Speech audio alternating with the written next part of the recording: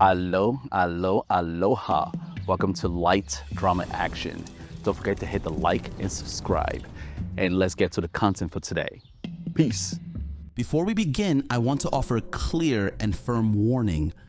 What you're about to hear contains graphic descriptions of violence, coercion, and abuse as detailed in open court during the federal trial of Sean Diddy Combs, actual testimony given under oath, stories that may be deeply unsettling or triggering to some, especially to survivors of trauma or abuse. This content is intended for mature audiences only.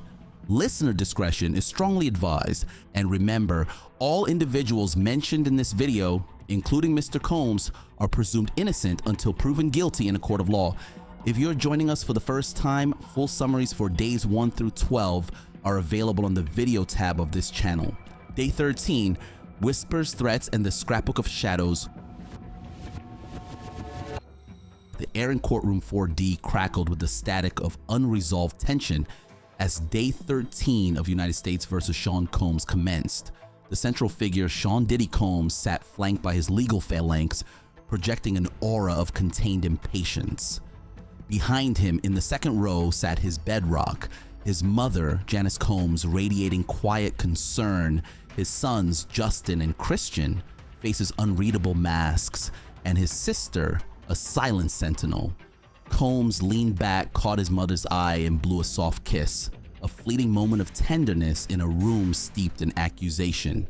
Facing them, head bowed so low the part in her dark hair became the dominant feature, long bangs shielding her eyes like a veil, sat the woman known only as Mia.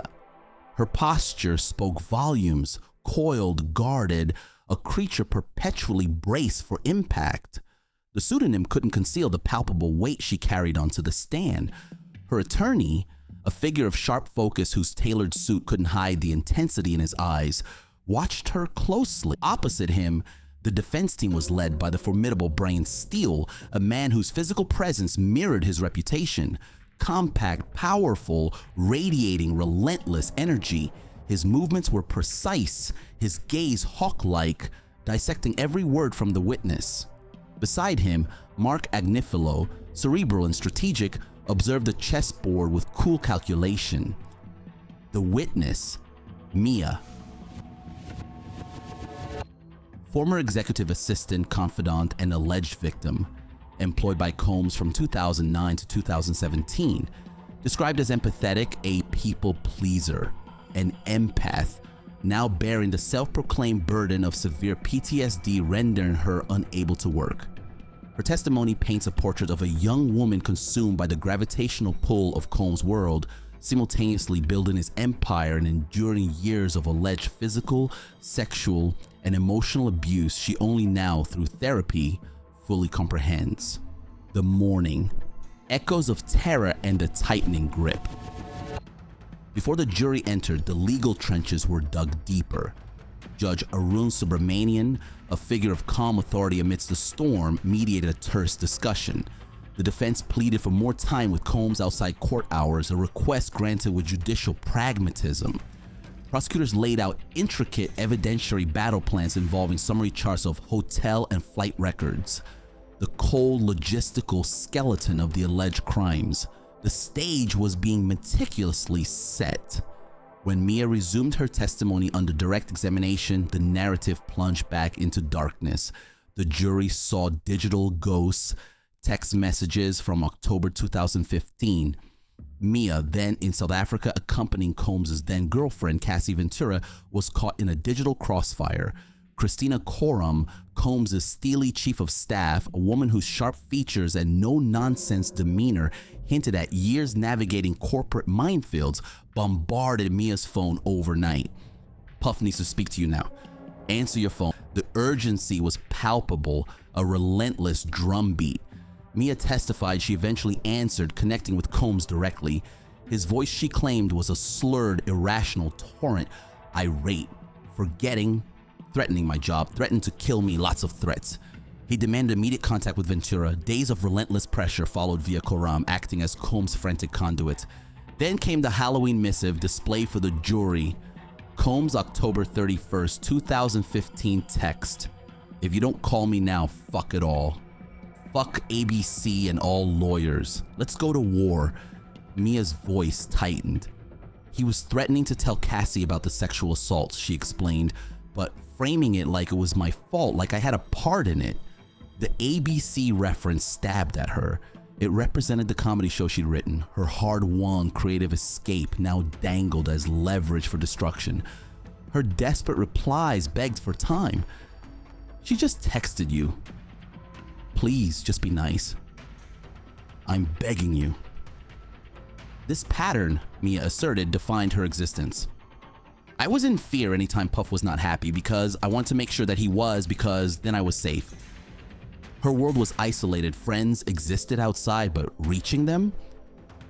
No, there was absolutely no time, and I had to get permission to leave or do things. I had to beg to go to my grandma's funeral. An external sounding board? I did not have one. Escape attempts? I tried to run away, but I felt he would have destroyed my reputation. I was scared of him. The suspension email shown to the jury confirmed the capriciousness. March 2011, suspended for 5 days without pay for insubordination. The crime, Mia testified, Combs erupted over clothing options not being presented exactly as demanded, escalating into screaming, cursing, and something violent. Falling asleep after days without rest earned another suspension. The message was clear: compliance was absolute, dissent was extinguished. A chilling vignette emerged. New Year's Eve 2010/2011, a yacht off St. Barth's. Mia counting money in Combs' safe too slowly. His alleged roar, "You better learn to walk on water like Jesus, bitch. Get the fuck out of here." Cast adrift metaphorically, then literally ordered ashore. Moments later, the radio crackled. Combs demanded her return. She obeyed. Then a new command: fly to Vegas with him immediately under threat of termination. She went, fearing the end of her professional life. The heartbreak of Revolt Films' My Life is Over. The narrative shifted to 2016, a different kind of devastation. Mia, now working passionately for Revolt Films, Combs' cinematic venture, was summoned by Brian Offit, COO of Combs Enterprises. The meeting was brutal, short. "I hate to tell you this, Mr. Combs no longer wants to be involved with film and Revolt Films." Mia testified to shock, confusion, and profound betrayal. Combs hadn't told her himself. This company, she said, was the only life I knew, where she started to see my dreams come to fruition. Leaving felt like the worst thing in the world. The jury saw the raw grief in real-time text to Christina Courtroom. "Mia, my life is over. Courtroom, I want to make sure you're okay." "Mia, I'm not, but I'm alive and I love you." "Courtroom, you're a superstar." "Mia, I'm so heartbroken I can't breathe." This visceral display of despair stood in stark contrast to Steele's later cross-examination, probing why she wasn't relieved to be free of her abuser. Mia's response was a study in the complex psychology of trauma. No, because at the time I didn't realize that. In hindsight, it was fantastic, but at the time, the worst thing in the world. And she described her 8 years as dog years, feeling infinitely longer. The unraveling and the reckoning, money, manipulation, and midnight calls. Mia testified that after Revolt Films' demise, she stayed on briefly to finish the Bad Boy documentary, then left in 2017, heartbroken and unresponsive to outreach. Feeling cornered and undervalued, she hired employment lawyers to negotiate severance and bonuses. This act, she claimed, branded her a traitor in Combs' eyes. Courtroom conveyed his message. Mia had stabbed him in the back. An initial $10 million settlement ask whittled down to roughly $200,000 after months of tense negotiation. She shared details of the violence then, but not the sexual assaults. "I would have died with that information," she stated, "if it weren't for this federal criminal case." Life after Combs was fractured. Contact was minimal. Condolences when Kim Porter, mother of 3 of Combs' children, died in 2018. Occasional messages on painful anniversaries. She remained in touch with Cassie Ventura, their last contact days ago, but swore they hadn't discussed testimony. Then the lawsuit. November 2023. Cassie Ventura files her explosive civil suit against Combs. Almost immediately, Mia's phone lit up. D-Rock Derek Watkins, Combs' longtime security chief, a man whose physical presence alone commands space, a veteran of countless high-stakes situations, texted after 2 years of silence. A lot has been going on. On the call, Mia testified D-Rock downplayed Ventura's allegations. Puff and Cass, they would just fight like a normal couple. Mia's radar went off. She knew D-Rock had witnessed Combs' violence towards Ventura. This was absolutely not normal. Then came the pivot. D-Rock was in Miami with Combs, who wanted to talk to her. Mia believed Combs wanted a public statement of support. When Combs' name flashed on her caller ID, Mia testified to a visceral reaction. I threw my phone as far as it would go and ran outside. It was just so triggering. The text followed in February 2024. February 4, hey Mia, it's Puff. Please let me know when you get 10 minutes to talk, love. February 7th.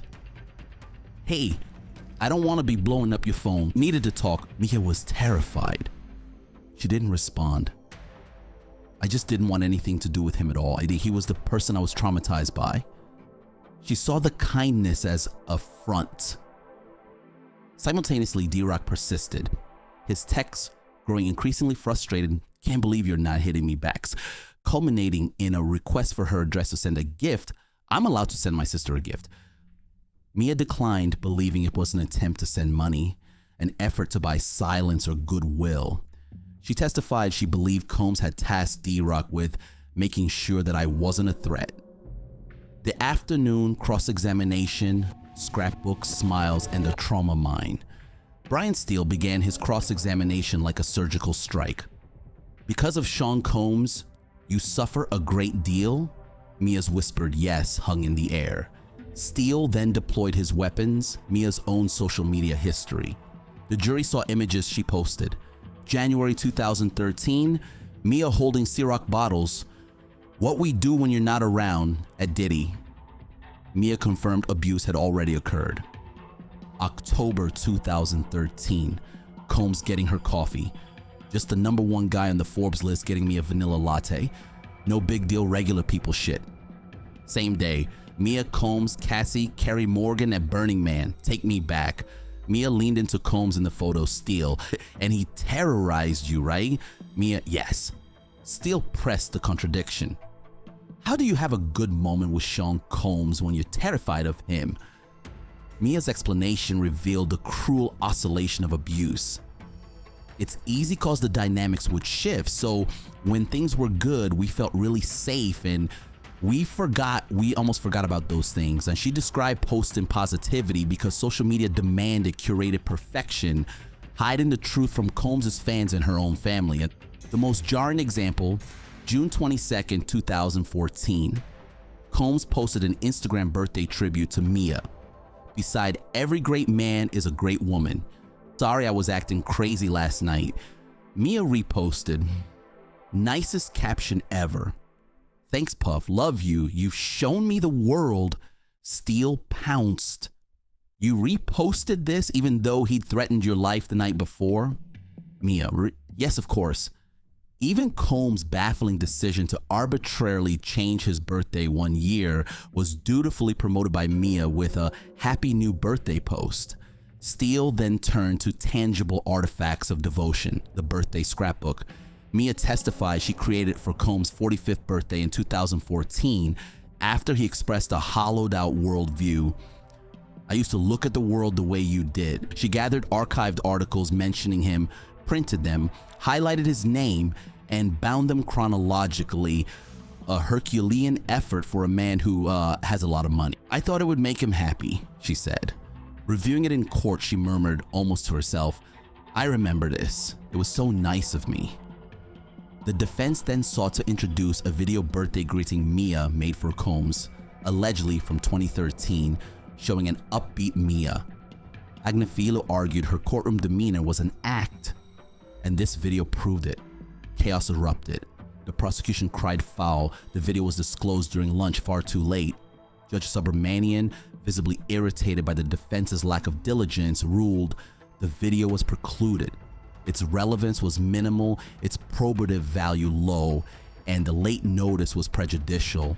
Steele could only question Mia about it. She recalled compiling shout-outs from important people for 1 year's video, probably saying, "I love you," but details were fuzzy. Steele suggested 2013, Mia couldn't recall. The core contradiction, truth or fabrication? Steele moved in for the kill, directly challenging Mia's central allegations 3 separate times. "Mr. Combs never had unwanted, non-consensual, forcible sexual contact with you. Isn't that true? You made it up." Mia's response was firm, repeated. "What I said in this courtroom is true. I have not lied to anyone at all." Steele hammered on her prolonged employment despite the alleged horrors. Why stay? Why make scrapbooks? Mia's testimony became a raw exposition of trauma psychology. In an abusive relationship, there's a cycle of violence. Now, I was young and manipulated and eager to survive. I'm unraveling a lot of this now in therapy. Nobody was there to say these things. We're wrong. I was always in trouble, and I was always just trying to find a way not to be in trouble. She described the internal war. "I have a logic brain and a trauma brain, and the trauma brain often wins. Eventually, it becomes normalized. You make excuses for people. I'm a people pleaser. I'm an empath. I'm a rule follower. I just want to do my best and make everybody happy all the time. So I tend to take a lot more than normal people." When Steele probed why she needed external validation that Combs' death threats were wrong, she circled back to the fractured self. The trauma brain often wins. The days end. Shadows lengthen. As the afternoon waned, evidentiary sparring continued. Steele and Agnifilo locked horns with prosecutors over charts and records, the technical groundwork for battles yet to come. Judge Subramanian maintained order, a weary referee. Finally, the day concluded. The jury was dismissed, carrying the weight of Mia's testimony, the texts, the tears, the scrapbook, the defiant denials, and the intricate, painful psychology of alleged abuse. Mia, the prosecution confirmed, would return Monday for more of Steele's relentless cross-examination.